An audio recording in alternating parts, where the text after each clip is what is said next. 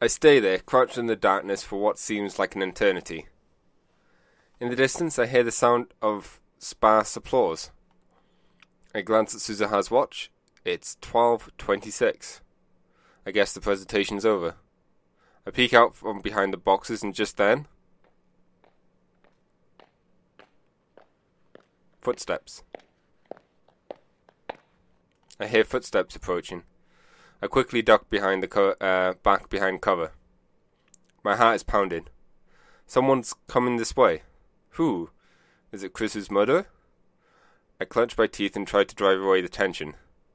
I can only pray that I won't be found. Finally, the footsteps pass right by my hiding spot. Moving only my eyes, I sneak a glance at the person. Kurisu? There's no one with her. I didn't expect Kurisu to be the first to appear. What's she doing back here? This area is for employees only. Now think about it, Kurisu's murder made no sense. Why was she killed in a place she would normally never come? Carefully, I keep quiet. I watch Kurisu from the shadows. About 5 meters down the hall, she stopped walking and leans against the wall. She's holding the mania envelope I saw with her earlier. She peeks inside and smiles softly. Why is she smiling? Kurisu rarely smiles like that. I mean, it's more like her to glare at people. That envelope. I searched my memories again when Kurisu approached me during Nakabayachi's presentation. I'm pretty sure she was holding that envelope. But did she have it when I discovered her body? I don't remember seeing it. What could be inside to make Kurisu smile like that? I can't begin to imagine. Kurisu hasn't moved a muscle. She's just standing there. Head hung, her face hidden behind her long hair. I can't read her expression. Is she waiting for someone? Who?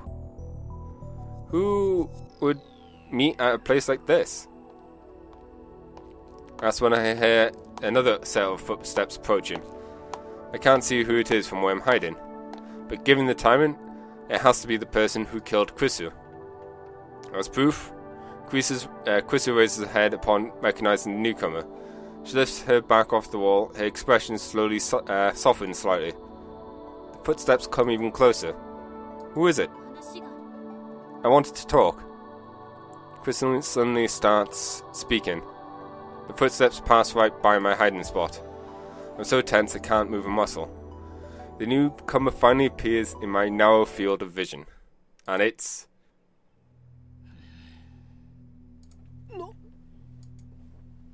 Dr. Nakabayachi. I slap my hand over my mouth to keep from shouting in astonishment. Kurisu and Dr. Nakabayachi know each other? Oh, one more thing, watch out for the doctor. Something else occurs to me. Why would Kurisu, an accomplished scientist, attend the presentation of a man like Nakabayachi? He's just a 2-bit inventor. Only 15 people came to hear him speak, and that's including trolls like me. There weren't even any press coverage. Besides, Kurisu hates time travel science. That much was obvious from her lecture at ATF. In that case, it's obvious why she's here. She didn't come to see his presentation. She came to see him. But why? What could be the connection? Wait. It can't be. Are you listening, Papa? Papa. He's her father. Her estranged father, who she told me hadn't seen in 7 years. Kurisu did say that her father was a physicist.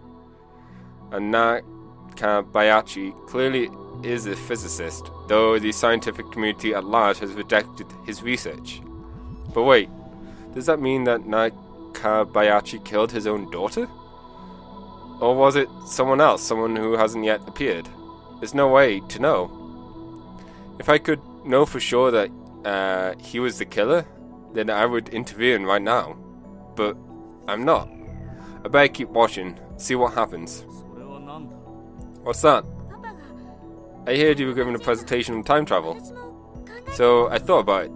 Could it be possible to make a time machine? Kurisu wrote a paper on time travel? But when she spoke at ATF, she rejected the very idea of time travel. Although, come to think of it, she's awfully interested in the phone wave. Damn, I forgot how much of a tsunade she was. Tsundere? Whatever. I like your opinion, Papa. We can publish it together, then submit it to the scientific community. I don't know if they'll listen, but just in case, I do have acquaintances at Science magazine. Nakabayashi takes the document and starts reading it with a disgusted frown. So that's what it was. She didn't have anything dangerous in that envelope, like drugs or a gun. It was just some document. But that raises new questions. Could that be the Nakabayashi paper?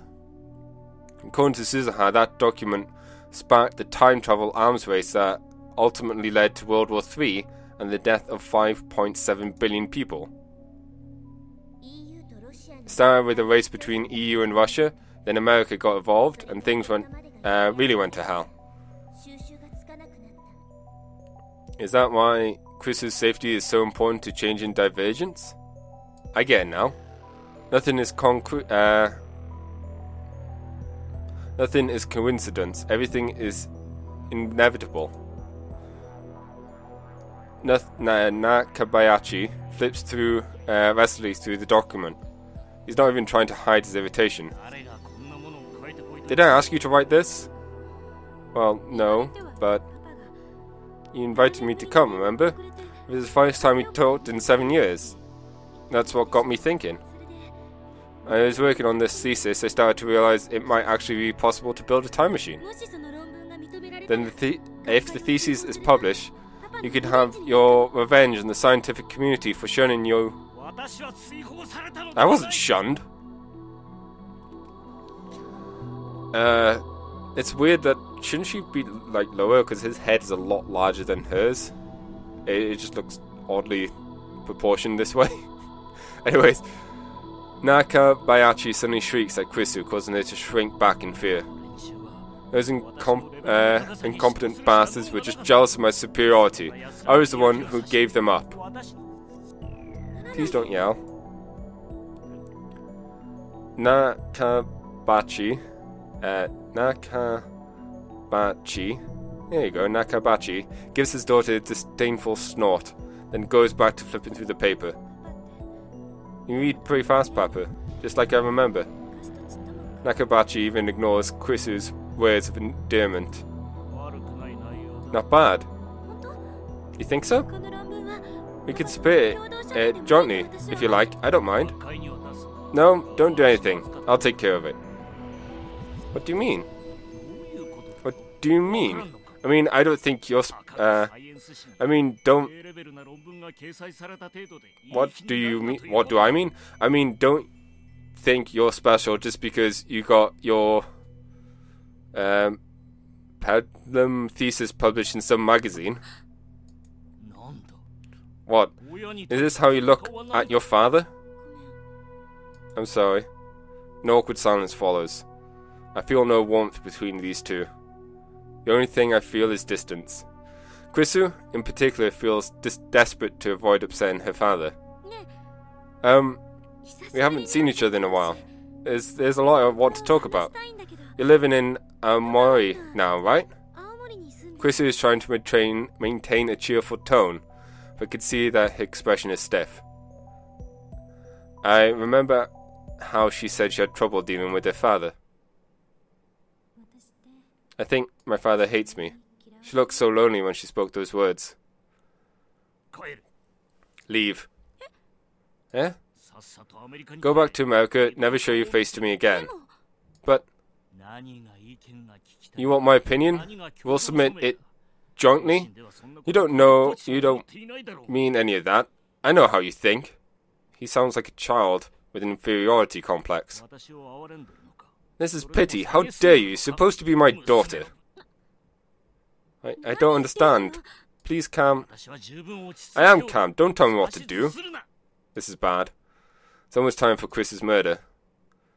Was it really Nakabachi, her own father, who killed her? I'll tell you why I called you here today. I wanted to show you my research beyond even what you can imagine. I wanted to prove once and for all that you are nothing compared to me. But that brat in the lab coat ruined everything. I know you were laughing at me too. Don't you deny it. How dare you treat your own father this way? I wasn't. You want my opinion on this thesis? Fine, I'll give it to you. Nakabachi rolls over Kurisu's objections. It's like he doesn't even hear her voice. I'm going to publish it myself. End of discussion. You're stealing it, Papa? What did you say? You're stealing my work. I didn't think even you would do something like... Nakabachi suddenly whirls and strikes Kurisu across the face. What do I do? I know I should do something, but what? Who do you think you're talking to?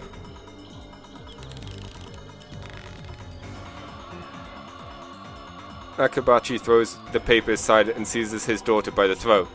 Kurisu gasps for air. Her face twists in pain as his grip tightens. You can't possibly understand how I feel. Why did you have to be so talented? I detest you. I hate your very existence. Nobody is allowed to be better than me, understand? Nobody. Especially not my own daughter. That's why I sent you away. I couldn't bear the shame of being your father. It's all your fault. It's all your fault. It's completely absurd. He's blaming her for his own failures? I've seen enough. He's the killer for sure. I burst out from my hiding spot. Stop! I ram him with my shoulders as I can, knocking him away from Kurisu. Kurisu gasps for air. Who the hell are you? I won't let you kill Kurisu. I'm gonna save Kurisu. I'm gonna save her and change the future. Even a weakling like me can pin down an old man like Nakabachi. Then I can call Suzuha and the police, and the memory of Kurisu's body flashes through my mind. No, it wouldn't turn out like that. Stealing myself with one hand against the wall, steadying himself with one hand against the wall, Nakabachi gets onto his feet and looks straight at me. The instant our eyes meet, his face twists in rage. You're the brat who ruined my presentation. His presentation? Right, of course. I called him out on his lies in the middle of his presentation. Nakabayashi is mistaking me for my past self. Understandable, since we look exactly the same. How dare you show your face before me?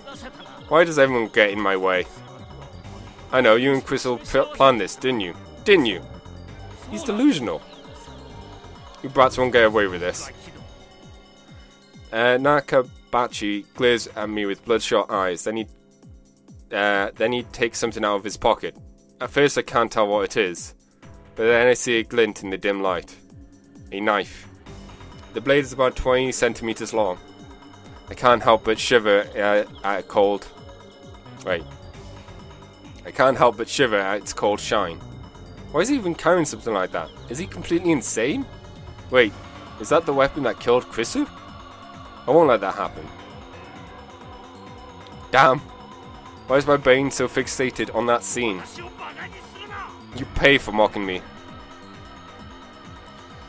Nakabayashi. I hate this guy's name. And I hate him as well. Nakabachi charges like an enraged bull with no sign of hesitation whatsoever. He raises the knife high. I instinctively dodge back. The knife misses me by a hair. He gathers himself for another strike. The sight of his face twisted in madness and rage fills me with terror. I want to scream. He's gonna kill me. No, don't be afraid. I can't die here. The past is already decided. But wait, the past is already decided, then doesn't that mean I can't save Kurisu? I shake off the thought. Just think about saving her. Apologize! Swallowing my fear, I force myself to stop running away. Instead, I lunge forward. I knock Nakabachi's hand aside. The knife falls to the ground, falls from his grip, and clatters to the floor. I leap on it and pick it up. It was easier than I expected. Stop it, Papa! Don't tell me what to do! I look up in surprise. Nakabachi is taking a screwdriver from a toolbox left in the passageway. Chris is walking towards him, pleading with him to stop. She's completely defenseless. No, Kurisu, stay away from him. You're the one in danger, not me. When I thought I disarmed him, he finds something else. Even a screwdriver can kill with enough force behind it. Run, Kurisu! Kurisu glares at me but doesn't move. Why won't you run away? This is crazy. Papa, please stop. What do you know? What do you know? Nakabachi has completely lost his mind. Nothing she could say will reach him. If only he'd never been born. Nakabachi turns to Kurisu, abandoning his screwdriver. But Kurisu doesn't even try and run away.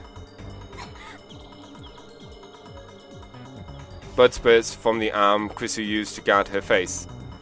She's going to die. I have to do something. I grab the knife firmly in my hands. Kurisu won't die if I kill Nakabachi first. That image again. Stop getting in my way. I won't be tied to the past. To that past. I need to change this. To change the future to save Kurisu. Nakabachi! Go! As Nakabachi reaches his arm for another blow, I thrust my knife in at his unprotected back. No! Through my knife, my hands feel resistance. The sensation of tearing through flesh, scraping bone. It's surprisingly tough, but at the same time, I feel the flesh pulsating. It shifts in time with the victim's breath. I stabbed.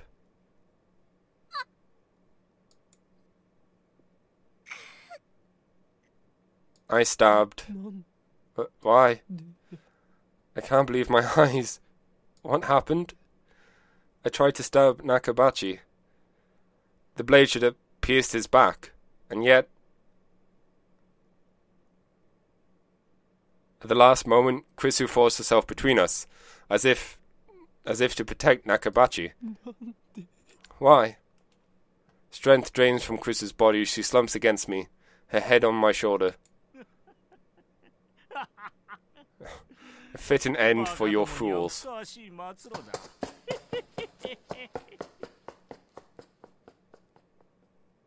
Laughing menacingly, Nakabachi picks up the dropped thesis and runs to the elevator at the far end of the hall. I can't chase him. I know what's going to happen if I don't stop him. But I can't take a single step. Is this a joke? Is this the joke? Is this the punchline? I wanted to know who killed Kurisu, and now? I'm sorry. Kurisu speaks. Her low voice is barely a whisper. I feel something wet on my hands. Wet and warm. Blood. Kurisu's blood. Gushing from her wound. It's warm, but not hot, and yet it feels like it's burning my hands. I try to pull the knife out. If I can stop the bleeding, maybe she'll be okay. My hands won't move. It's as if they turn to stone. My arms, my fingers. No matter how hard I try, I won't move an inch.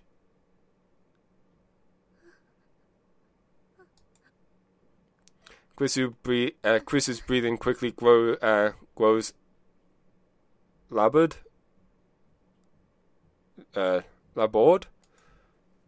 She's suffering. I didn't mean for this to happen. This isn't what I wanted. Why won't my hands move? I want to pull out the knife. I want to ease her pain. Why won't my body obey me? It's as if someone else is in control. Kurisu's body convulses against mine. The pain must be unbearable. Is there nothing I could do to help her? I want to cry. Why? Is the only thing I could do is ask. Because he's still my father. Or I just wanted him to accept me. I studied so hard, hoping he would praise me. But now, I finally understand. Papa didn't want to accept me. I'm such an idiot. Why did I save him? I wonder. I'm sorry for getting you involved. It hurts. Am I going to die? I don't want to die. I don't want to end like this. Her voice is fading fast. Don't die, please don't die on me. But my prayers are in vain. Help me. Help.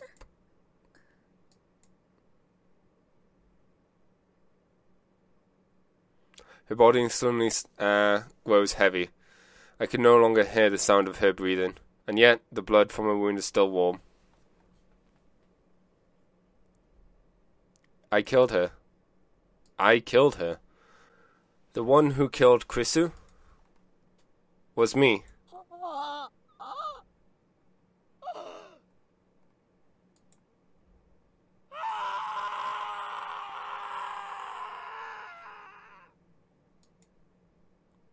As I scream, another me looks down from above.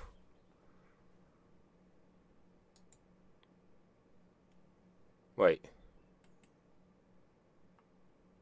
As I scream, another me looks down from above. As he hears the sound of my despair, the last piece of the puzzle clicks into place. The scream I heard that day was my own.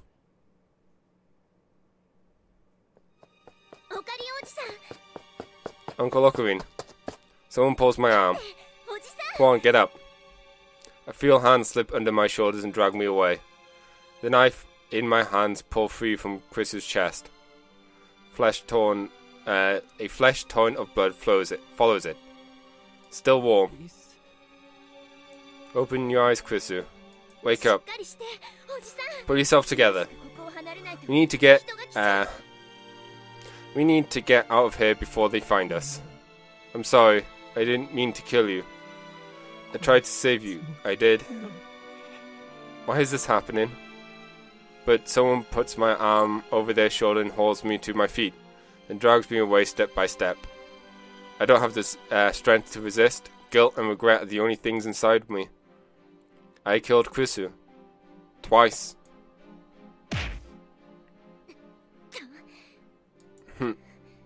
Phew, let's get out of here. Don't give up yet, Uncle. Everything's gonna be fine. I promise. The time display. Now hold on tight. I feel someone push me hard from behind. Next, they take the knife away. My fingers are like solid rock. They must have pried one open one by one. I failed to save Kurisu. Worse, convergence made me kill her. The past had already been decided. It was impossible to change it from the start.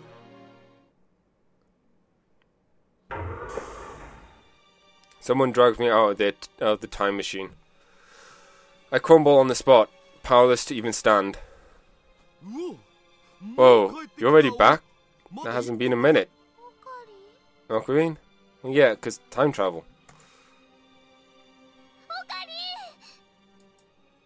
Marishi rushes over to me. She looks at my face in concern. But even her concern is too much for me to bear. Please, don't talk to me. Just leave me alone.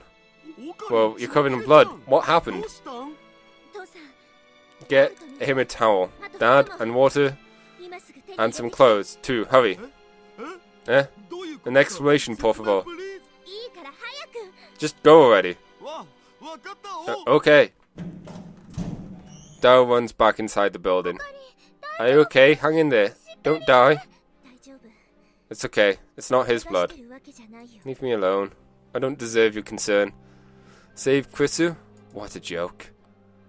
Not only did I fail to save her, I took her life with my own 2 hands. 3 weeks ago, on this very spot, I killed her. I murdered her. There's no way to save her. There never was. Everything's already been decided. It's the same as it was with Mayuri. The same. No matter how hard I struggle, the result will always be the same. We have a time machine. Shouldn't we give it another try? No. It's not that simple. No matter how many times I try, the result will converge on Chris's death. Even if I throw the knife away, the fate will find some other way to kill Kurisu. Maybe Nakabachi will kill her. Maybe I'll trip and push her down the stairs. Maybe she'll just drop dead for no reason. The cause doesn't really matter. The effect will always be the same. It doesn't matter if I time leap or if we time travel. Going to the past can't change the result. Maybe a D-mill could shift divergence enough to take us to another attractor field, but there's no way to control what might happen. D-mill is a shot in the dark. It's useless. Useless. Everything is useless. There's nothing I can do. Nothing. Nothing. I can't save Kurisu after all. I knew this would happen. I knew it would turn out like this. I can't take this anymore. I'm so tired. Enough already, I give up.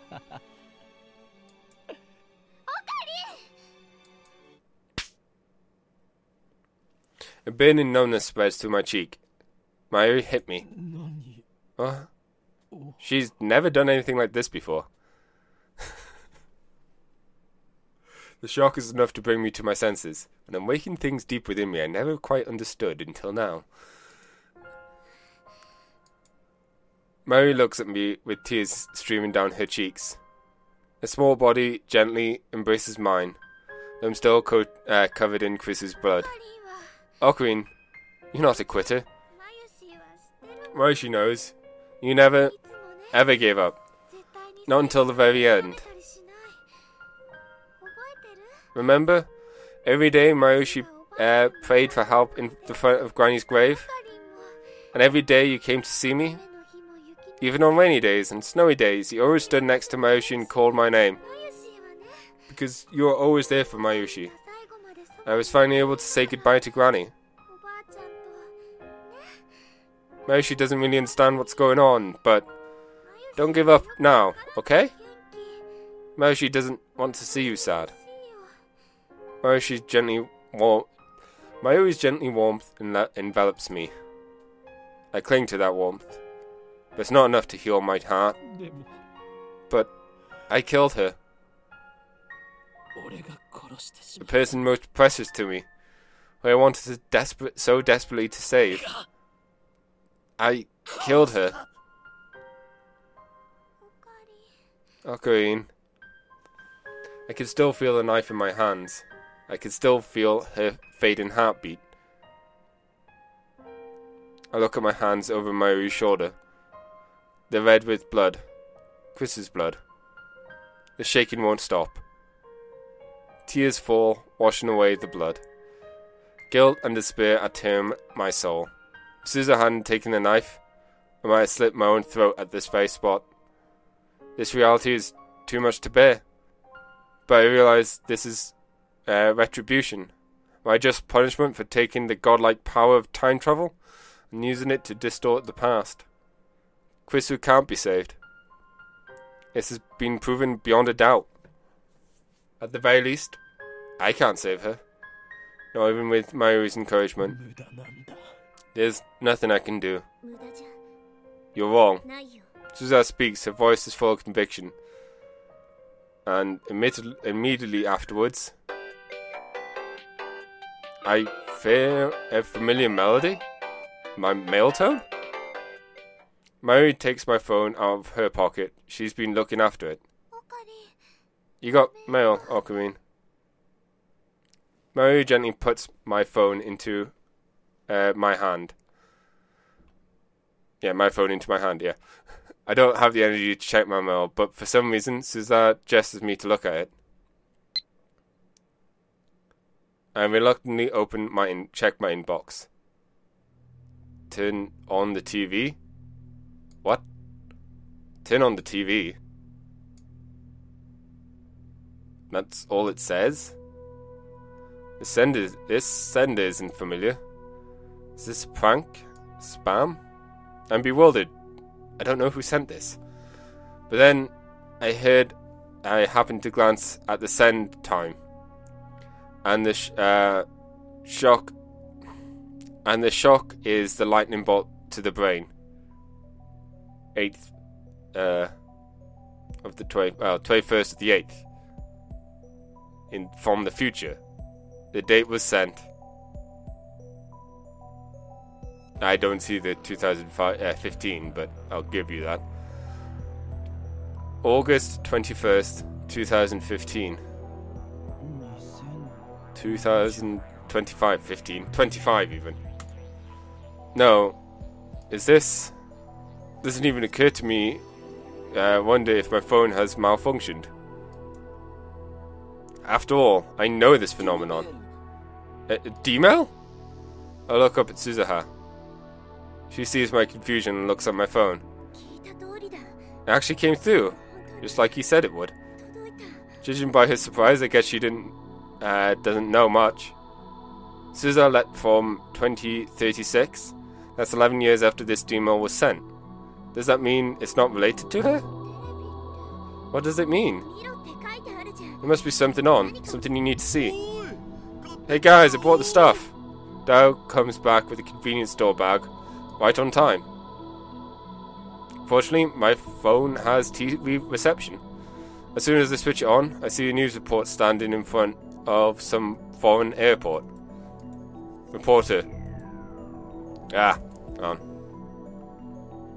As soon as I switch it on, I see a news reporter standing in some foreign airport. There's a jumbo jet in the background. Looking closer, I see burns near the plane's tail. The captain says, "Fire on Russian airlines." Russian authorities announced today that a fire broke out on Russian Airlines flight 801 en route to Nyatra to Moscow, from Nyitra to Moscow. The flight departed Narita Airport at 11:05 Japan time, but a fire broke out in the cargo hold shortly before arrival. The flight made an emergency landing at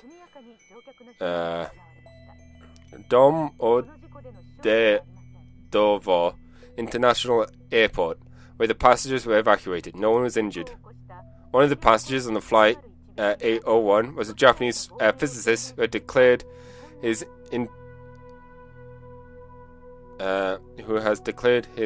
intention to seek asylum in Russia. The screen changes and the camera cuts to what appears to be the airport lobby. A man is standing there surrounded by reporters. When I see his face, my breath catches in my throat.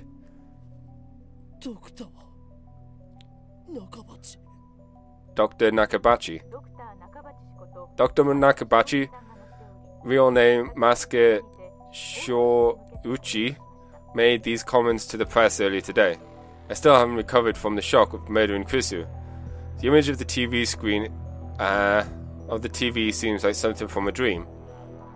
Did they say Nakabachi sought asylum in Russia?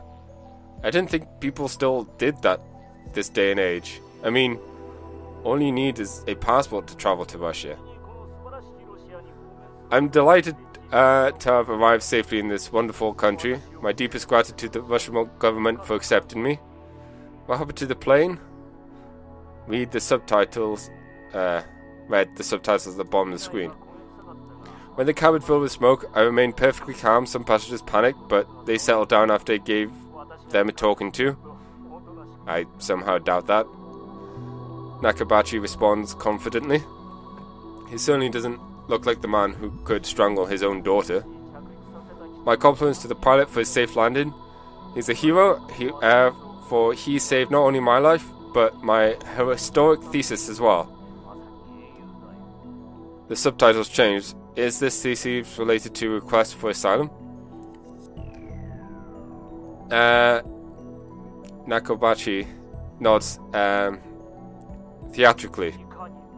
Indeed, if this thesis has been lost, it could have set scientific progress back a century. Isn't that proof that it's not your thesis? Because if it was your thesis and it was lost, you could just remake it. Busted! Oh, snap! This thesis will change the course of human history. What is your thesis about? This thesis describes the first principle theory of time travel. Do you understand? Time travel. I, Dr. Nakabachi, have succeeded where countless others have failed. Nakabachi's tone grows quite feverish.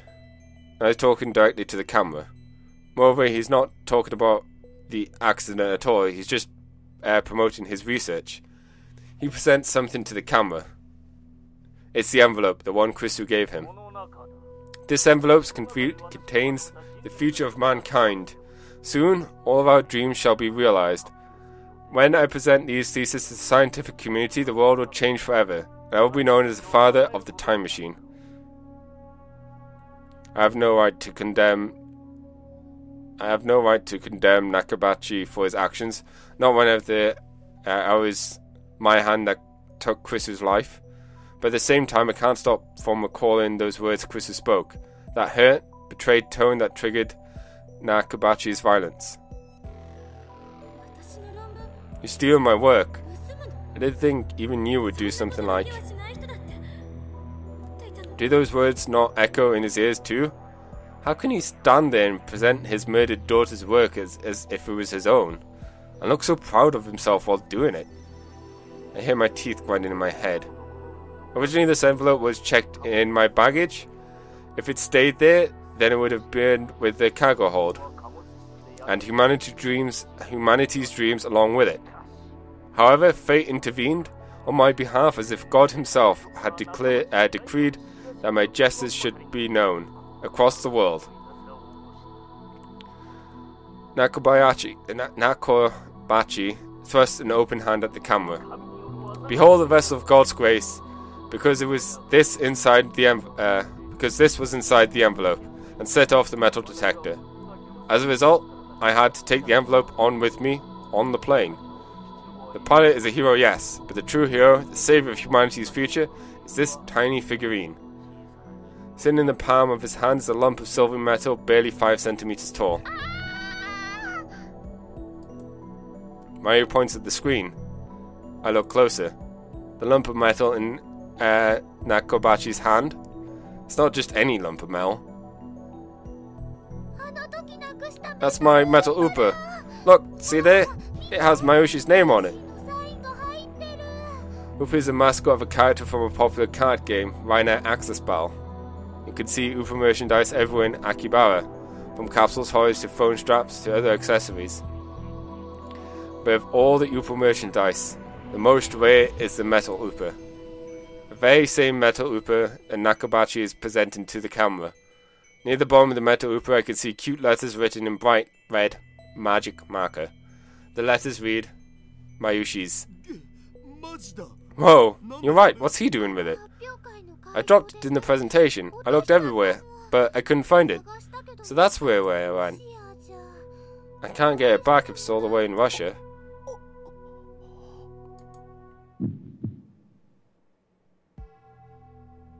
I stare at the screen in disbelief.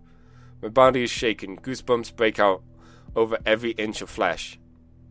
I know what this is. The butterfly effect.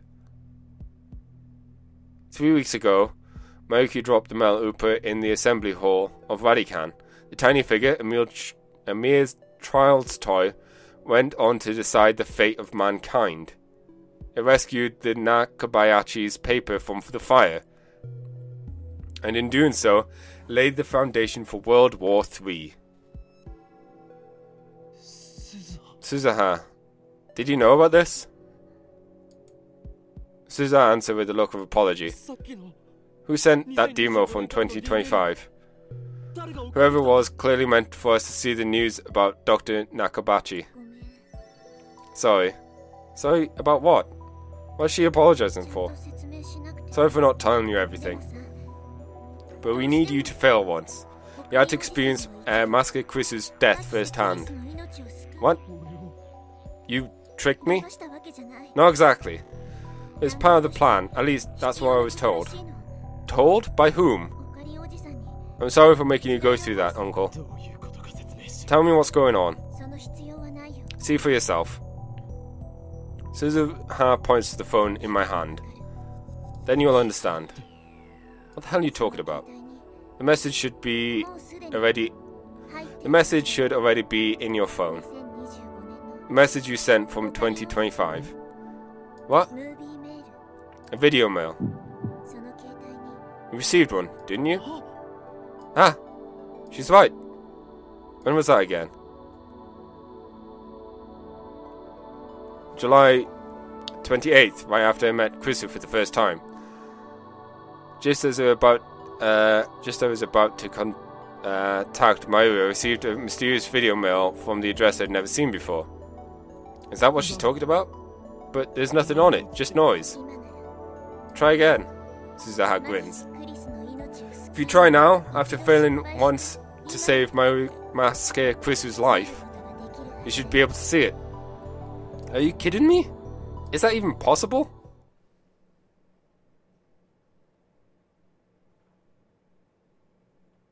Well, I guess that explains what that was. I'm not convinced, but I checked my phone anyways, just to be sure, and there I find a saved video mail. When I checked the sender address, I realized that it's from the same address as the D-mail just now.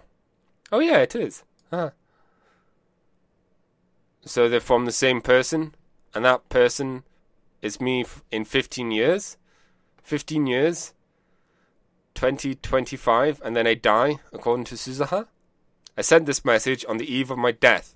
Message to myself in 2010. Suzuha said there was a plan to reach Steins Gate.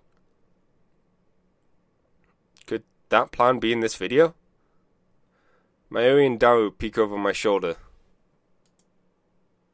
I take a deep breath and press play with the trembling finger.